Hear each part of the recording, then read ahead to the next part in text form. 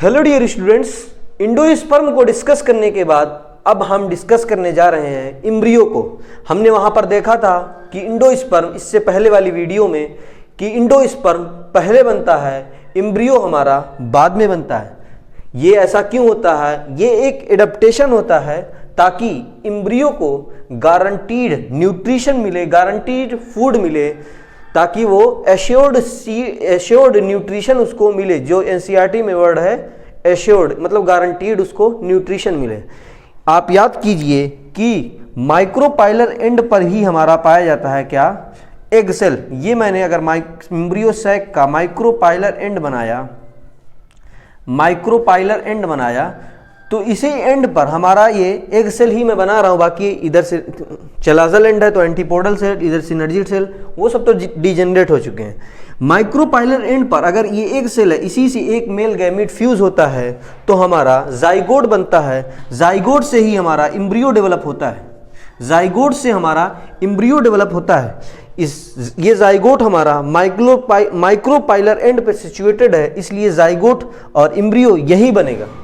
ये zygote direct mature embryo में convert नहीं होता, बल्कि बहुत सारी स्टेजेस पाई जाती हैं। एनसीईआरटी में 2-3 स्टेजेस का नाम लिखा हुआ है, बाकी किताबों में एक आध और स्टेजेस का नाम लिखा हुआ है, जैसे pro embryo, globular shape embryo, heart shape embryo. दूसरी किताबों में हार्ट शेप इम्ब्रियो के बाद टॉर्पीडो शेप इम्ब्रियो लिखा हुआ है, लेकिन एनसीईआरटी में टॉर्पीडो नहीं लिखा हुआ है। उसके बाद डायरेक्ट मैच्योर इम्ब्रियो है। एम्ब्रियोज का फोटो आप कॉपी पर थोड़ा प्रैक्टिस कर लेंगे, एग्जाम में आपके पूछा जाता है। अच्छा, मोनोकॉट और डाइकॉट दोनों में बहुत डिफरेंस होता है, लेकिन तो इनका जो early stage of embryo development होता है, एम्ब्रियोजेनी जो होती है, जेनी का मतलब होता है एम्ब्रियो डेवलपमेंट, ये दोनों लगभग सेम होते हैं। थोड़ा सा बस डिफरेंस होता है अर्ली स्टेज में नहीं। आगे चलकर जो डिफरेंसेस होते हैं उसको हम देखने जा रहे हैं कि क्या डिफरेंसेस हो जाते हैं। बहुत सारी चीज़ें फिर भी कॉमन रहती हैं। कॉमन क्या है, डिफरेंस क्या है, वो सब हम मोनोकॉट और डाइकॉट में क्या होता है, कॉमन क्या चीज़ें डिफरेंस होती हैं, डिफर करती हैं, वो देखते हैं। हम पहले डाइकॉट का इम्ब्रियो बना रहे हैं। ये होती है इम्ब्रियोनल एक्सिस, चाहे ये मोनोकॉट हो चाहे डाइकॉट हो, दोनों के पास इम्ब्रियोनल एक्सिस होती है। ये हमारी इम्ब्रियोनल एक्सिस है, इम्ब्रियोनल एक्सिस, ये हमारी इम्ब्रियोनल एक्सिस है। बस डाइकॉट में यहाँ पर 2 कॉटिलिडन पाए जाएंगे, जबकि मोनोकॉट में मोनोकॉट में एक इम्ब्रियो पाया जाएगा। ये कॉटिलिडन है, मोनोकॉट में सिर्फ एक कॉटिलिडन पाया जाएगा, जबकि डाइकॉट में 2 कॉटिलिडन पाए जाएंगे। ये है हमारी कॉटिलिडन,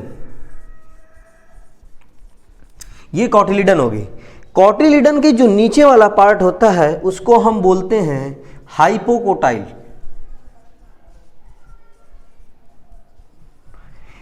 जबकि जो इम्ब्रियोनल एक्सिस का नीचे का टर्मिनल एंड होता है उसको हम बोलते हैं रेडिकिल। इसको हम लोग बोलते हैं रेडिकिल।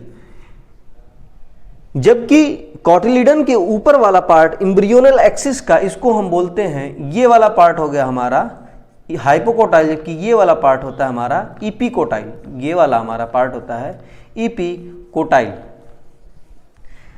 जबकि ये जो टर्मिनल पार्ट होता है इपिकोटाइल के ऊपर वाला, ऊपर से जो इम्ब्रियोनल एक्सिस का टर्मिनल पार्ट होता है उसको हम लोग बोलते हैं प्लूम्यूल।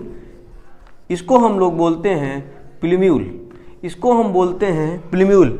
इसी प्लूम्यूल से हमारी शूट टिप डेवलप होती है। इसी प्लूम्यूल से हमारी शूट टिप डेवलप होती है। यहाँ से रेडिकल से हमारी रूट टिप डेवलप होती है, रूट टिप,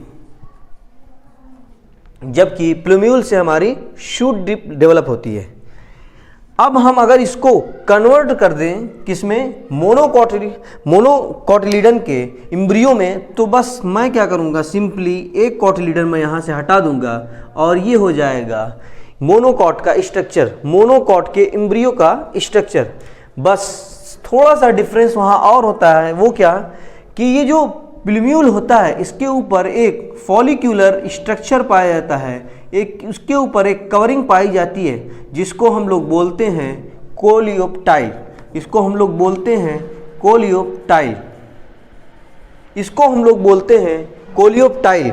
जबकि रेडिकल के ऊपर, रूट कैप तो दोनों में होगा, चाहे वो मोनोकॉट हो चाहे डाइकॉट, रेडिकल के ऊपर एक और कवरिंग पाई जाती है, अनडिफरेंशिएटेड शीथ पाई जाती है, जिसका नाम होता है, ये सिर्फ मोनोकॉट में दोनों पाए जाएंगे, कोलियोप्टाइल और कोलियोराइजा इसको बोलते हैं। रेडिकल के ऊपर जो पाई जाती है उसको हम लोग बोलते हैं कोलियोराइजा, कोलियोराइजा इसको हम लोग बोलते हैं कोलियोराइजा।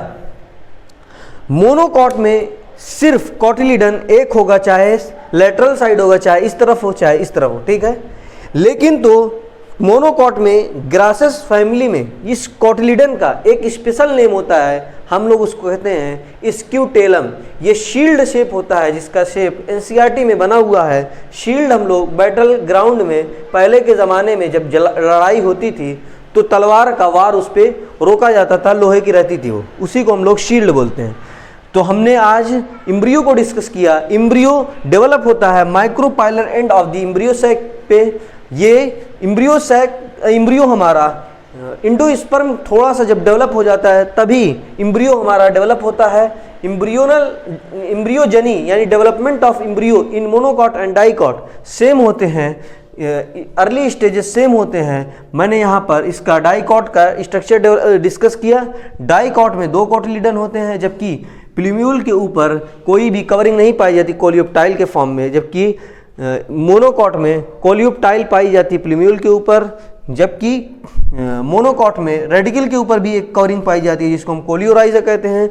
इस डाइकॉट में 2 कॉटिलीडन होते हैं, मोनोकॉट में 1 कॉटिलीडन होता है ग्रासेस फैमिली में। इस कॉटिलीडन को हम लोग एक स्पेशल नेम देते हैं स्क्यूटेलम।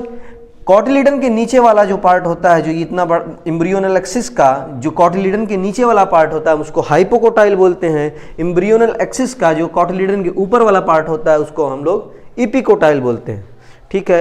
कोलियोराइजा, कोलियोप्टाइल सिर्फ मोनोकॉटिलीडन में पाए जाते हैं, डाइकॉट में नहीं पाए जाते, ठीक है। Thank you.